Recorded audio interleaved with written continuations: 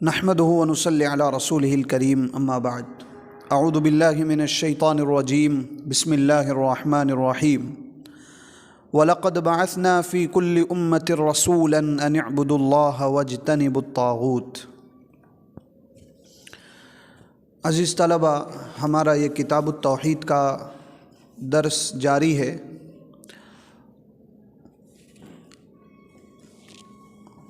اللہ رب العالمین نے ارشاد فرمایا، سورہ نحل کی آیت ہے، وَلَقَدْ بَعَثْنَا فِي كُلِّ أُمَّةٍ رَسُولًا، کہ ہم نے ہر امت میں ایک رسول بھیجا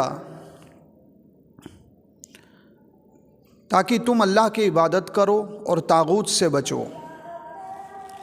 یہ توحید پر بہت ہی بہترین دلیل ہے کہ اللہ رب العالمین نے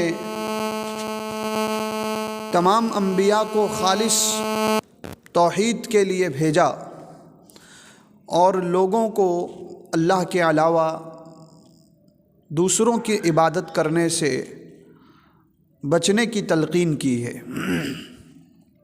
تمام رسولوں کے آنے کا مقصد یہ ہے کہ لوگ توحید والے ہو جائیں اور ایک اللہ کو ماننے والے بن جائیں۔ یہ آیت ہمیں بتا رہی ہے کہ ہر امت میں اللہ رب العالمین نے رسول بھیجا ہے، وَلَقَدْ بَعَثْنَا فِي كُلِّ أُمَّةٍ رَسُولًا، اور تمام رسولوں کے آنے کا مقصد بھی یہی ہے کہ تمام رسولوں نے اپنی امت سے کہا کہ تم اللہ کی عبادت کرو۔ اور آپ جانتے ہیں کہ عبادت کے لائق صرف اللہ کی ذات ہے، اللہ کے علاوہ کسی کی عبادت جائز نہیں ہے بلکہ حرام ہے، اور وہ شرک ہے۔ شرک اللہ رب العالمین کبھی معاف نہیں کرتا ہے، ان اللہ لا یغفر ان یشرک بہ ویغفر ما دون ذلک لمن یشاء۔ تو تمام رسولوں نے اپنی امت کو ایک اللہ کی طرف بلایا اور کہا کہ طاغوت سے بچو، واجتنبوا الطاغوت۔ طاغوت کیا ہے؟ دیکھیے، طاغوت جو ہے طغیان سے مشتق ہے۔ اس کا معنی اگر ہم دیکھیں تو حد سے تجاوز کرنے کے معنی میں، حد سے تجاوز کرنا۔ ایسے ہی حضرت عمر بن خطاب رضی اللہ تعالی عنہ طاغوت کو شیطان کہتے تھے۔ الطاغوت الشیطان کہتے ہیں، طاغوت کا اطلاق شیطان پر ہوتا ہے۔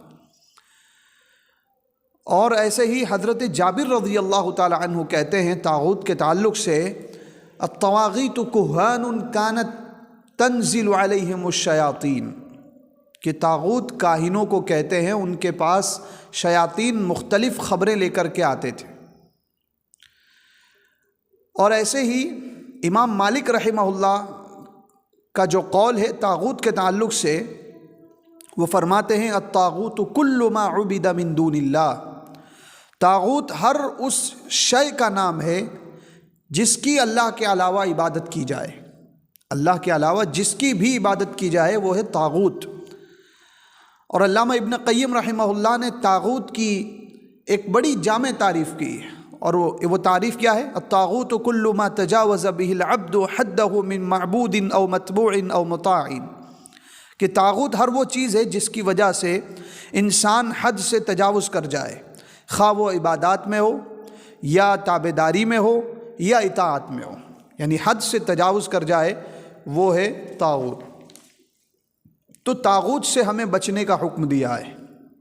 اللہ رب العالمین نے ہر نبی کو بھیجا، ان اعبدوا اللہ واجتنبوا الطاغوت، یہی دعوت فکر لے کر کے بھیجا تھا۔ تو طاغوت کا لفظ قرآن میں آپ دیکھیں، ایک اور مقام پر اللہ رب العالمین نے فرمایا، فَمَن يَكْفُرْ بِالطَّاغُوتِ وَيُؤْمِن بِاللَّهِ فقد استمسک بالعروۃ الوثقی لا انفصام لها، کہ جو کوئی طاغوت کا انکار کر کے اللہ پر ایمان لے آیا، اس نے ایک ایسا مضبوط سہارا تھام لیا جو کبھی ٹوٹنے والا نہیں ہے۔ تو حقیقت میں کیا ہے کہ اللہ کا اقرار کیا جائے اور معبودان باطلہ کا انکار کیا جائے، یہ ہے توحید۔ یعنی صرف یہی نہیں کہ اللہ کو معبود مان لیا جائے اور معبودان باطلہ کا انکار نہ کیا جائے، یہ توحید نہیں، بلکہ اثبات اور نفی دونوں ہے۔ لا الہ الا اللہ۔ آپ دیکھیں کلمہ، تو اس کلمے میں اثبات اور نفی دونوں کی طرف اشارہ ہے، اور دونوں بتایا گیا کہ پہلے جو معبود حقیقی ہے ہمیں اس کا اقرار بھی کرنا ہے، اور معبودان باطلہ ہے اس کا انکار بھی کرنا ہے، اس کا انکار کرنا ہے، یعنی اثبات اور نفی دونوں ضروری ہے، تب جا کر کے توحید مکمل ہوتی ہے۔ تو یہ آیت ہے وَلَقَدْ بَعَثْنَا فِي كُلِّ أُمَّةٍ رَسُولًا أَنِ اعْبُدُوا اللَّهَ وَاجْتَنِبُوا الطَّاغُوتَ۔ اب آئیے دوسری آیت توحید کے تعلق سے، وَقَضَى رَبُّكَ أَلَّا تَعْبُدُوا إِلَّا إِيَّاهُ وَبِالْوَالِدَيْنِ إِحْسَانًا۔ یہ 15ویں پارے کی آیت ہے۔ اللہ رب العالمین نے ارشاد فرمایا کہ آپ کے رب نے فیصلہ کر دیا کہ تم لوگ کسی کی عبادت نہ کرو مگر صرف اسی کی۔ دیکھیے یہاں بھی نفی اور اثبات، یعنی پہلے معبودان باطلہ کا انکار کیا گیا، اور اس کے بعد جو معبود حقیقی ہے اس کا اثبات بیان کیا گیا کہ کوئی معبود نہیں سوائے اللہ کے، یعنی تم کسی کی عبادت نہ کرو مگر اللہ کی عبادت، یعنی نفی اور اثبات کہ آپ کے رب نے یہ فیصلہ کر دیا ہے اللہ تعبدو، تم عبادت نہ کرو۔ اب اس میں تمام معبودان باطلہ کی نفی کہ کسی کی عبادت نہیں ہو سکتی۔ کس کی ہو سکتی ہے؟ الا اياه، سوائے اللہ کے، یہاں اشارہ ہے اللہ کی طرف کہ اللہ ہی کی عبادت ہوگی، اللہ کے علاوہ کسی کی عبادت ہمارے اور آپ کے لیے جائز نہیں ہے۔ اللہ تعبدوا الا اياه۔ تو علامہ ابن قیم رحمہ اللہ بھی یہی فرماتے ہیں کہ محض نفی یا اثبات بلا نفی توحید نہیں ہے، بلکہ حقیقی توحید یہ ہے کہ وہ نفی اور اثبات دونوں کو متضمن ہو، یہ ہے توحید۔ اب اس آیت میں اللہ رب العالمین نے والدین کے ساتھ بھی حسن سلوک کا ہمیں حکم دیا ہے، وَبِالْوَالِدَيْنِ إِحْسَانًا، کہ تم والدین کے ساتھ حسن سلوک کرو، ان کے ساتھ اچھا برتاؤ کرو۔ مطلب یہ ہے کہ اللہ تعالیٰ نے جس طرح بلا شرکت غیر تنہا اپنی عبادت کا فیصلہ کیا ہے، اسی طرح یہ فیصلہ بھی کر دیا کہ تم اپنے والدین کے ساتھ احسان کیا کرو، ان کے ساتھ بہترین سلوک کرو، جیسا کہ اللہ خود فرماتا ہے ان اشکر لی ولوالدیک الی المصیر، کہ ہم نے اس کو نصیحت کی ہے کہ میرا شکر ادا کرو اور اپنے والدین کا شکر بجا لاؤ، میری ہی طرف آپ کو پلٹنا ہے۔ یعنی اللہ تعالیٰ نے والدین کے ساتھ بھی حسن سلوک کا ہمیں حکم دیا ہے۔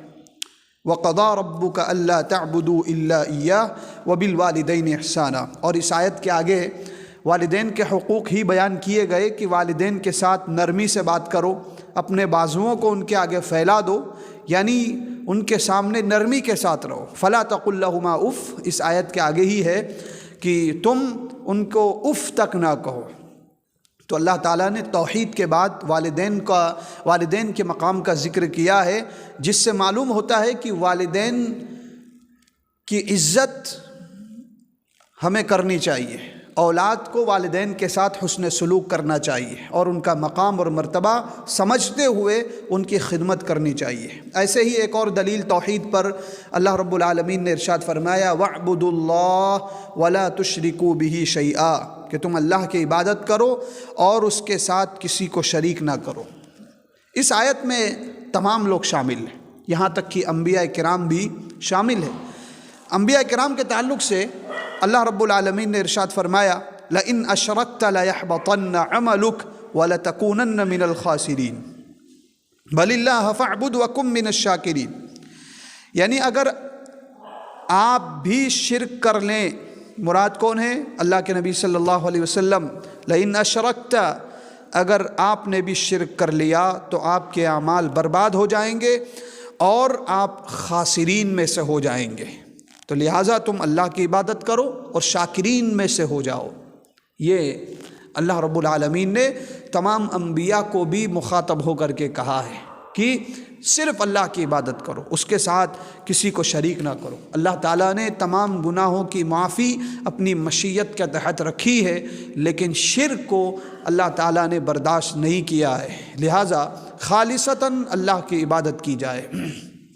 ایسے ہی توحید پر ایک اور دلیل دیکھیں، اللہ رب العالمین نے ارشاد فرمایا قل تعالوا اتل ما حرم ربکم علیکم الا تشرکوا بہ شیئا، اے محمد صلی اللہ علیہ وسلم ان سے کہو کہ آؤ میں تمہیں بتاؤں تمہارے رب نے تم پر کیا کیا حرام کر دیا ہے، وہ یہ ہے کہ تم اس کے ساتھ کسی کو شریک نہ کرو۔ یہ آیت قرآن میں دیکھیں طویل آیت ہے، جس میں کچھ ایسی چیزیں ہیں جن سے اللہ تعالیٰ نے منع کیا ہے،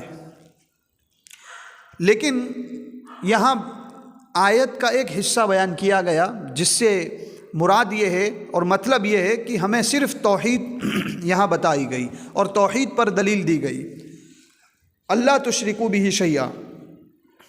انبیاء کرام نے علی الاعلان ان باتوں کو لوگوں کے سامنے رکھا اور لوگوں کو یہ باتیں سمجھائی کہ لوگوں اللہ کے ساتھ کسی چیز کو شریک نہ کرو۔ کفار مکہ اللہ کو مانتے تھے، کچھ ایسے لوگ آج بھی ہیں جو اللہ کو مانتے تو ہیں لیکن اس کے ساتھ شریک بھی کرتے ہیں۔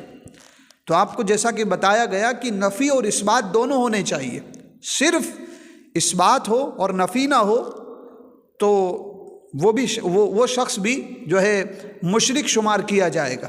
جو اثبات جس کے اندر اثبات تو ہے لیکن نفی نہیں ہے وہ شخص مشرک شمار کیا جاتا ہے۔ تو خالص موحد ہونے کے لیے اثبات اور نفی دونوں کا ہونا ضروری ہے، ورنہ بعض کفار ایسے بھی تھے جو اللہ کو مانتے تھے اور اللہ کی عبادت بھی کرتے تھے، اور آج بھی ایسے لوگ ہیں، لیکن کیا ہے ساتھ ہی ساتھ کسی کو شریک کرتے تھے، اور آج بھی کچھ لوگ ہیں جو اللہ کے ساتھ کسی کو شریک کر رہے ہیں۔ تو انبیاء کرام نے اس کی بھی دعوت دی کہ اللہ کے ساتھ کسی کو شریک نہ کرو۔ تو یہ توحید کی اہمیت پر چند دلائل تھے جو اس کتاب میں مؤلف رحمہ اللہ نے ذکر کیے ہیں۔